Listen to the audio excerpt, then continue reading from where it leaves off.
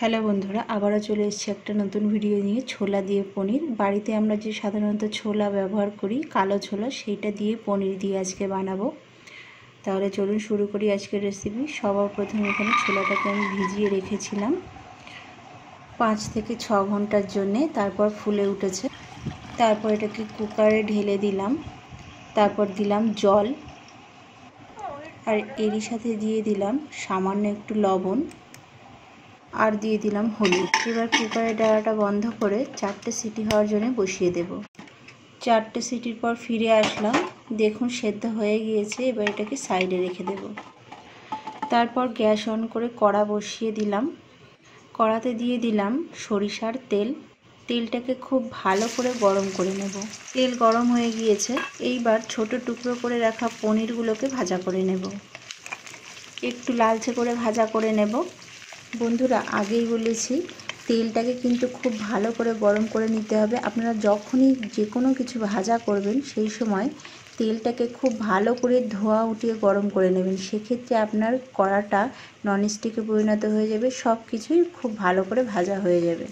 যদি আপনি সেরকম না করেন সেক্ষেত্রে আপনার কড়ার গায়ে কিন্তু লেগে যাবে। আমার কিন্তু একটাও কড়ার গায়ে লাগছে না, কারণ আমি তেলটাকে খুব ভালো করে গরম করে নিয়েছিলাম। এইবার দেখুন হয়ে গিয়েছে। তুলে নেব। তুলে এটাকে সাইডে রেখে দেব। সবগুলো তোলা হয়ে গিয়েছে। আপনাদের কাছে যদি মনে হয় তেলটা একটু কম আছে, সেক্ষেত্রে আপনারা তেল একটু দিতে পারেন এই সময়, কিন্তু আমি আর দেব না। ওই একই তেলের মধ্যে দিয়ে দিলাম ফোড়ন। একটা তেজপাতা অর্ধেক করে দিলাম, আর 2টো এলাচ। সামান্য একটু নাড়াচাড়া করে নিয়ে দিয়ে দিলাম পেঁয়াজ কুচি। পেঁয়াজটাকে নাড়াচাড়া করে ভাজা করে একটু লাল করে নেব। সামান্য একটু লালচে হয়ে গেলেই দিয়ে দেব টমেটো কুচি। টমেটোকে দেওয়ার পর আবার একটু নাড়াচাড়া করে নেব, ঠিক যেরকম আমি করছি দেখে নিন। তারপর নাড়াচাড়া করেই এরই সঙ্গে দিয়ে দেব কাঁচা লঙ্কা বাটা, আর দিয়ে দিলাম আদা ও রসুন বাটা।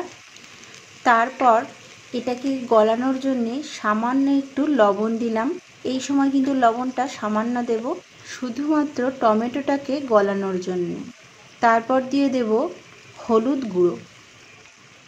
তারপর এরই সঙ্গে দিয়ে দিলাম জিরে গুঁড়ো, আর দেব ধনে গুঁড়ো।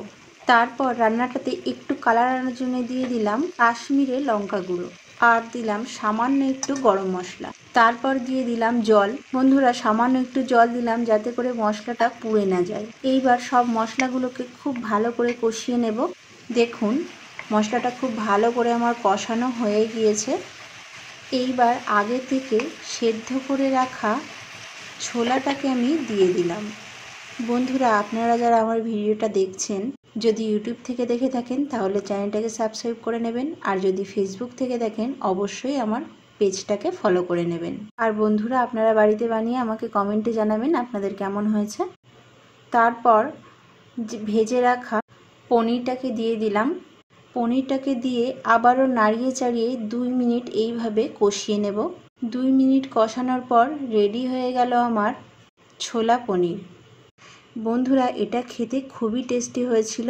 আপনারা অবশ্যই বাড়িতে একবার বানিয়ে দেখবেন, আর কমেন্টে আমাকে জানাবেন আপনাদের কেমন হয়েছে।